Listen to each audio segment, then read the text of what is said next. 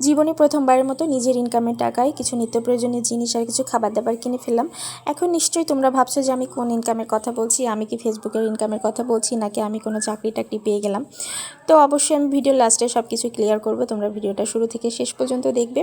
তো চলে গিয়েছিলাম বাজারে একদম ইফতারের আগ মুহূর্তে। বাজার একদম পুরো ফাঁকা ছিল। আমরা প্রায় বাজারে প্রত্যেকটা অলি গলি চিপা চাপা সব কিছু একদম রিল্যাক্সে ঘুরে ফেলি। তো তারপর লাস্টে চলে গেলাম মেলায়। মেলায় যে টুকটাক কয়েকটা জিনিস কেনার পরে মনে হচ্ছিল যে মেলায় একটু দাম বেশি নিচ্ছে। তো তারপর আমরা আবার চলে গেলাম বাজারে। আসলে আমরা বাঙালিরা যেখানে একটু কমে পাই সেইখানেই কিনতে পছন্দ করি, মধ্যবিত্ত যারা আছি। তো এখানে দেখো ঈদ উপলক্ষে লাইটিং করেছে।